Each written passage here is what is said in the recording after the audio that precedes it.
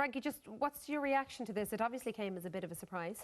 It's a complete shock, really. I was yesterday, got the press release and didn't even look to examine the names. It was just like as if it was going to be business as usual, and then later found out that O'Gara wasn't on it.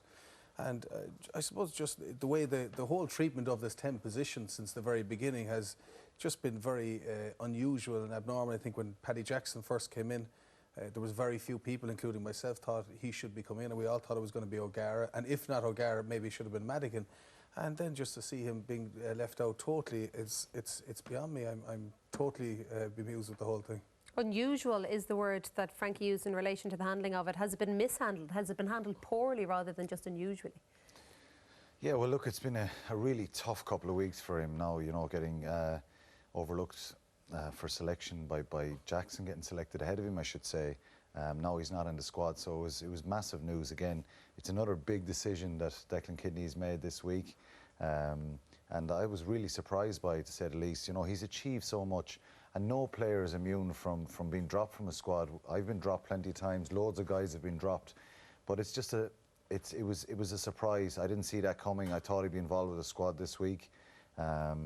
But it's as I say, it's another big call by Declan Kidney, and it's certainly an inglorious end, isn't it, to a spectacular career? And I guess most people would want to go out being called off with 10 minutes to go on the far side of the pitch, and you get to enjoy the ovation from the crowd on your way off. And given what O'Gara has contributed, that would have been appropriate, I guess.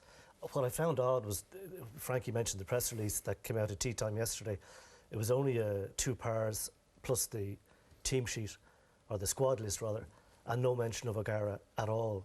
And I found that really odd, that there couldn't... I'm not saying that they should say this is the end of his career, but it was the first time he'd been omitted from a squad like that over that career, and I thought it remarkable that no reference was made to him at all. And what's interesting about the whole thing is, I mean, I would have said before the weekend, let's have all bets off now, let's have a look at all the out-halves in question here and make a decision afterwards. And I thought O'Gara had a very good game for Munster. That's the irony. He was left in when his form was poor. Yeah. He played well for Munster on Saturday night, and then he gets left out altogether. So that didn't quite stack up. But does Declan Kidney not have to take into account what is best for this Ireland team? Is that not what should be his priority now, and not how to give Ronan O'Gara, say, a nice send-off?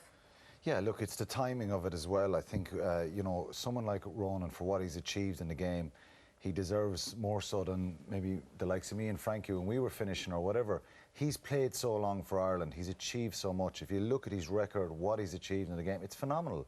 He's been a real leader with Munster and with Ireland, and he's bailed a lot of coaches out. He's bailed a lot of teams out with what he's achieved.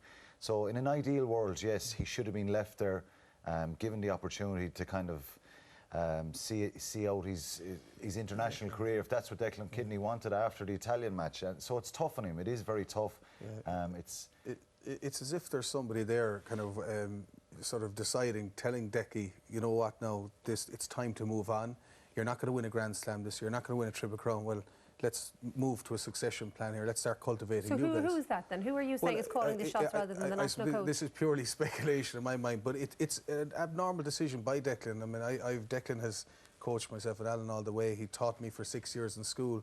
And whereas, you know, you can go back to some of the very key decisions he would have made over the years, they say the Tomás O'Leary and Dennis Hurley decisions, which paid off. But this was different. For me, it just didn't seem like his decision. Was it some backroom staff? I don't know. But I mean, he is under a bit of pressure himself, and is he making decisions that are Declan Kidney decisions? I'm not so sure. I think he's very concerned about this whole idea of legacy, and that's why the captaincy was moved from O'Driscoll to Jamie Heaslip, who would be part of the new set, if you like, and O'Gara is very much part of the old guard, and he's moving him on. That's part of the reason why he's being moved on. I think Kidney is... I doubt very much if Declan thinks he's going to retain his job at this stage, but he doesn't want people looking at him and saying, well, look, you did nothing, what did you leave behind you? He's able to at least point to a whole raft of new caps and a shift in captaincy, etc. But it's not working. And one thing that surprises me is when you're in a crisis, he's the ideal man to try and help you get out. I know his form has been poor, but you said it, and it's true. He had his probably best game for a long time. He looked really assured on Saturday night. So it's a big surprise to me. Okay, we will...